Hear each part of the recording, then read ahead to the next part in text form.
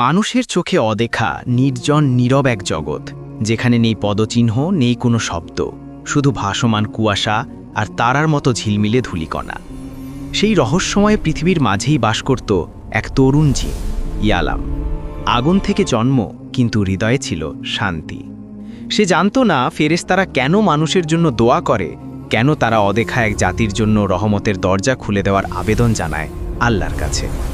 আজ তার সেই প্রশ্নের উত্তর মিলবে, আর বদলে যাবে তার পুরো জীবন।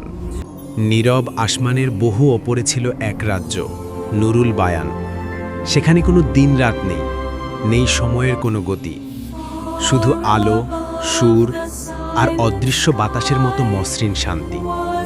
এই রাজ্যের কেন্দ্রে ভাসমান ছিল এক বিশাল নূরের গোলক, যাকে বলা হয় হাব্বাতুল নূর, সমস্ত আলোর উৎস।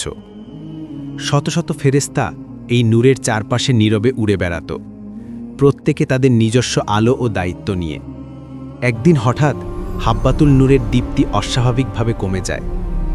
আলো যেন ক্লান্ত হয়ে নিভে যেতে চাইছে। নুরুল বায়ানের সব ফেরেশতা থেমে যায়, কারণ এমন ঘটনা আগে কখনো ঘটেনি। সবার আগে এগিয়ে আসে রায়েফ, যার ডানা ছিল শান্ত সোনালি আভায় ভরা। সে নীরবে আলোকে ছুঁয়ে দেখে, গোলকের ভেতরে কোনো এক অজানা শক্তি আলোকে গ্রাস করছে। এই সময় আসে সাইহাল, যে গতি আর অনুসন্ধানের ফেরেশতা। সে নূরের গভীরে চোখ রেখে নীরবে জানায়, এ আলো নিভে যাচ্ছে না, কেউ এটিকে ভুল পথে টেনে নিচ্ছে। তাদের সাথে যুক্ত হয় আরেক ফেরেশতা, লুজাফ, যার ডানা নীল আর যার আলো অনুভূতির ভাষা বোঝে।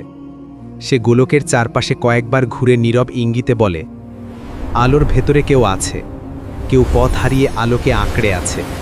তিন ফেরেশতা গোলকের চারপাশে ভেসে উঠে ডানা মেলে দেয়। তাদের আলো একত্রে মিলিত হয়ে গঠন করে এক নীরব উজ্জ্বল তরঙ্গ, যা হাব্বাতুল নূরের অন্তঃস্থলে প্রবেশ করে। তরঙ্গ স্পর্শ করতেই গোলকের ভেতর থেকে উঠে আসে কালো ধোয়ার মতো এক ছায়া। কিন্তু ছায়ার ভেতরে কাঁপছিল ছোট এক ক্ষীণ আলো, হারিয়ে যাওয়া এক ফেরেশতার নূর। সে নিজের শক্তি নিয়ন্ত্রণ করতে না পেরে অন্ধকারে নিমজ্জিত হয়েছিল। রায়েফ তার সোনালি আলো ছায়ার উপর রাখে, লুজাফ তার নীল সুর দিয়ে শান্ত করে। সাইহাল দ্রুত ঘরে ছায়ার চারদিকে আলোর বৃত্ত তৈরি করে।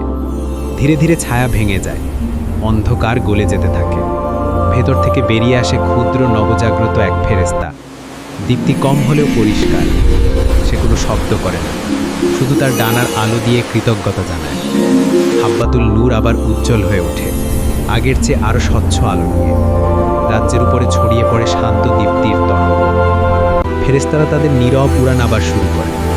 আলো তার নিজের পথে ফিরে আসে।